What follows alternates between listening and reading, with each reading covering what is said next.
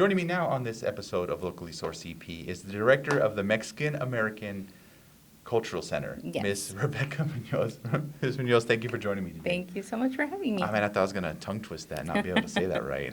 Thank you for joining me today. We're here in the awesome recording studio here. Yes. It's the MACC, right? Yes, Is the acronym, yes. It's kind of cool. I saw a couple of the employees walking around with their shirts. Yes, we It looked have kinda good neat. merch right now. Yeah, I know. We're going to check it out and be able to talk about that later. Yeah. But here we're talking about overall the Mexican American here, and I just wanted to say, you know, how let's talk a little bit about you first. What got you into the role or your interest in? So I grew up in El Paso. I am a artist by training, who is semi-retired now because we have to operate this beautiful space.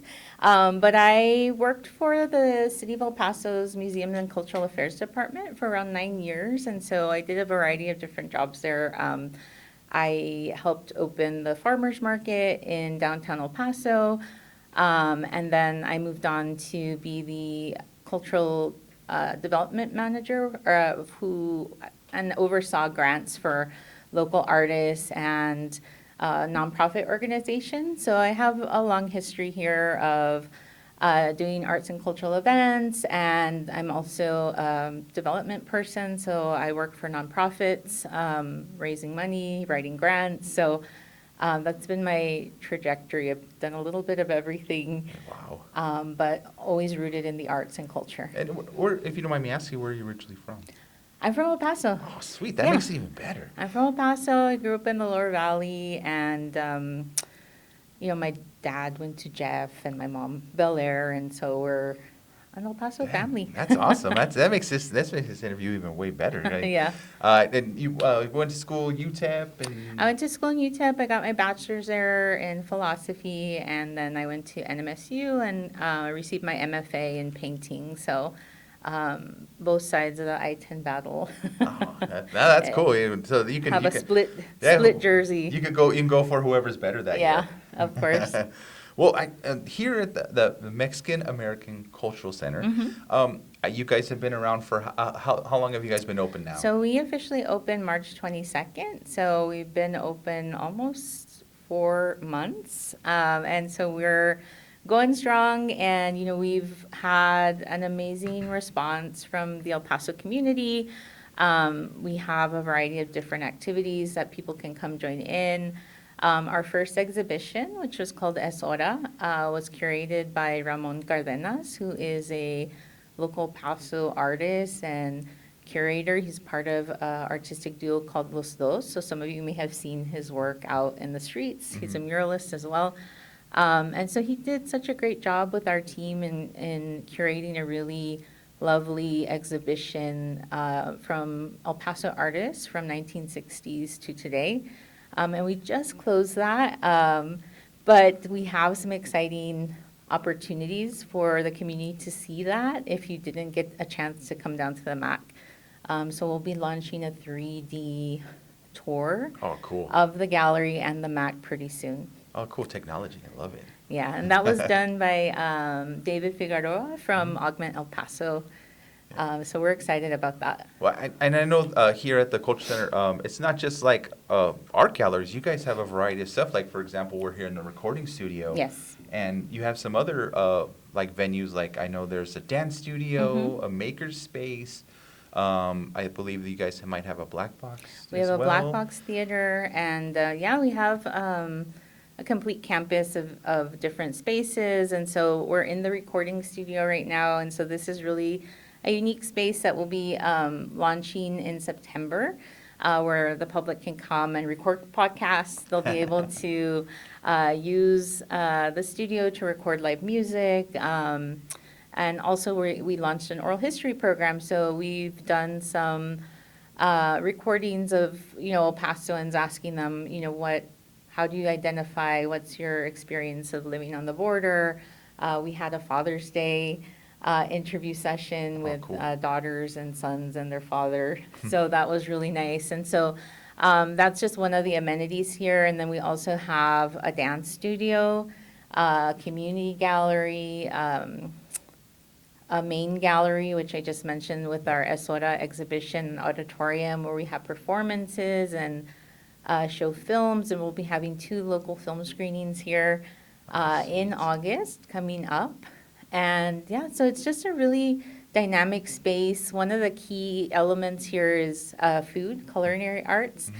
And so, when our staff, we were working for a year before this grand opening, and staff was really doing a lot of outreach. I think our community engagement manager held over 75 workshops and events in the summer last year, and was really getting out there to just get people to know staff and know what was coming. And so overwhelmingly what people responded to was when we asked them, well, what do you think about Mexican American culture? What's special about it? And they always said the food. Yeah. So we have a huge culinary arts program that we're building that celebrates local, regional food, native, ancestral foods. And we have great chefs that have been participating, like Chef Enrique Lozano and Chef Mateo Herrera, Jason Lucero. And so we're just going to be building out that program as well. So most of the classes are free. And in the month of August, people who want to bring their kids can register for a class called Hay Comida en la Casa. And so it's a cooking class for kids to have them learn how to make, basic staples of Mexican American food. So the staff has been really great in, developing those fun names and programming. I'll get my daughter to come learn how to make some beans and rice. And Yes. I throw down some pretty good rice, and my tacos are No. pretty legit. Daughter's No? shaking. No? At least I know my son likes he likes my sopa. He'll eat it like the whole time. So. Yeah. I'm at least getting pretty good, and I could throw down a mean salsa. Very and, good. I'm actually proud of that, and I learned how to do that from my aunt. So Oh, great. it's kind of like one of those family recipes. Yeah, and I think that you hit on a good point. Like, we really want to share that knowledge because sometimes, life gets tough and families can, get busy. And so we think it's important to share that knowledge from generation to generation, from your abuelitas to your tias, tios, and really kind of pay tribute to those family recipes. And so, we want to celebrate that fusion, that heritage, but also show what show what artists are doing, and how they interpret those traditions in their art, whether it's painting, music, food, dance. Yeah, I'm glad there's the center. They decided to move forward, creating the center here, because I know like looking at my last name, Jackson. Like you may not notice that I am Hispanic. A lot of my father and my mom were both half Mexican, and I still want to at least press that issue, not issue, but show to pass it on to my kiddos, so let them know that where they come from too. We are. I consider myself a mutt because there's so many cultures and so many races mixed in with us. But I mean that is a big deal, with us, especially from my wife's side and their culture and everything like that. I mean, I love my Hispanic side and being Mexican. It's just an amazing place to be able to come and actually learn more and have others come and share the experience as well. I think it's an important site. Sometimes people are like, well, why do you need a Mexican American Cultural Center in El Paso, where the population is 82% Mexican American or Hispanic? And I think that's a great question, but it's also a question that we should think about with what's the word? That we should think really carefully about, because I think so often our communities are not portrayed in the best way in the news. And I think that here at the Mexican American Cultural Center, we really want to celebrate and showcase what our community does and how they do it. And there's not just one way to be Mexican American or Latino or Hispanic. We have all of these shared traditions and varying traditions. So we just had in, was it July or June? I'm drawing, the months have blended into each other. It was a busy summer. But we had Amanda Eckery here, and she performed and debuted her album called Árabe.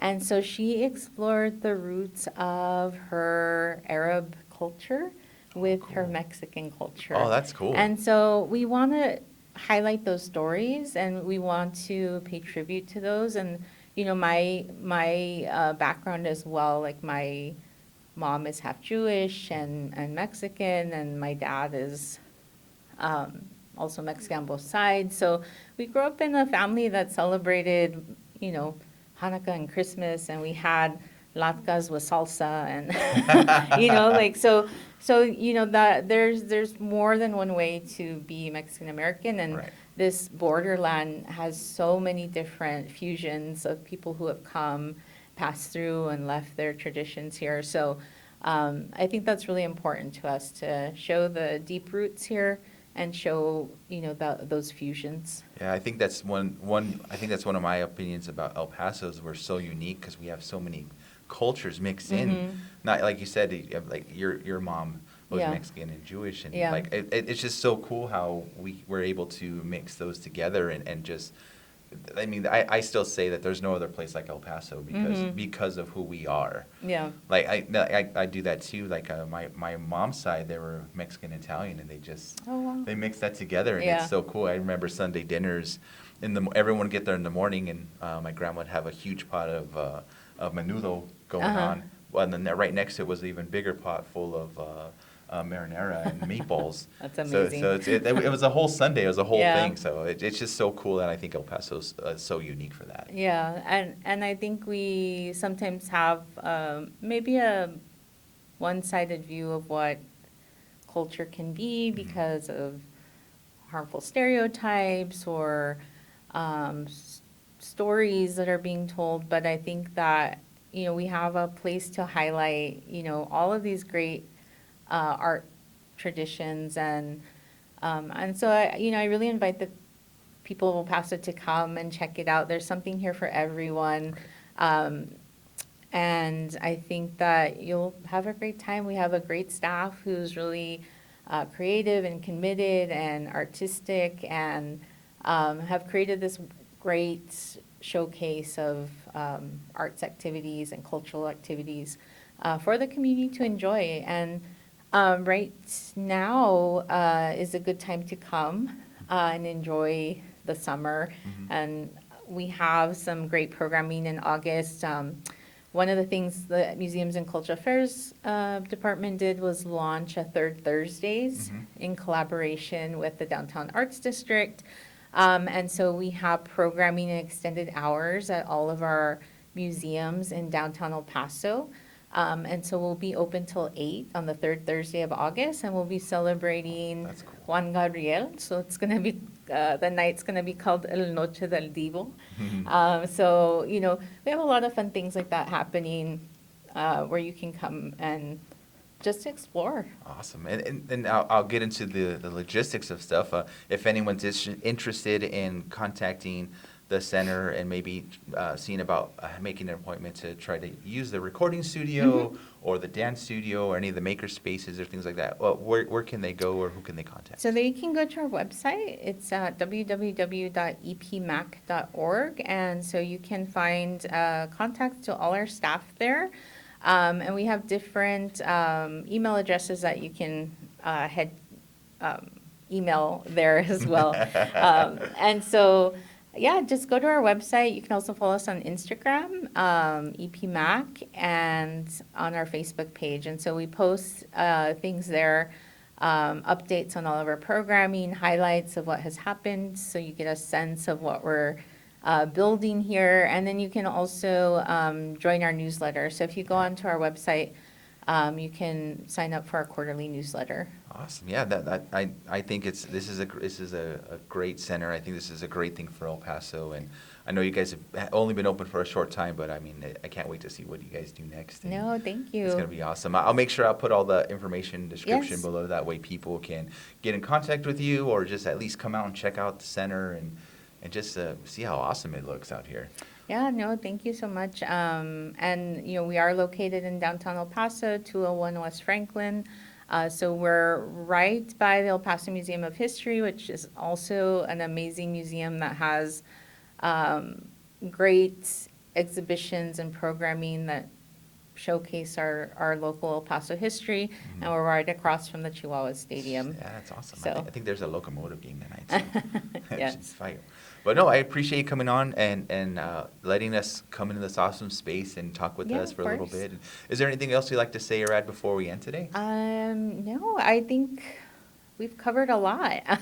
Awesome. But we also have programming in the fall, so Mm-hmm. we invite people to join our parade. So we host, along with Museums and Cultural Affairs Department, one of the largest Dia de los Muertos parades. Last year, we had around 55,000 people attend. We had 60 unique float entries, and we're looking for people to join. So your nonprofit, small business, your family, we invite you. And this year's theme is Alarijes Oh, and the cool. Chihuahuan Desert. So we're really keeping it local, but also celebrating, those mythical, magical elements of, the day. Yeah. So No. yeah, November 1st. Awesome. Well, we'll keep that on the calendar. Thank you again for joining Of me, course. and we'll come by and visit more often. Yes, And the next please time we do. have an event, please let us know. Yes, of course. Thank Thank you. you.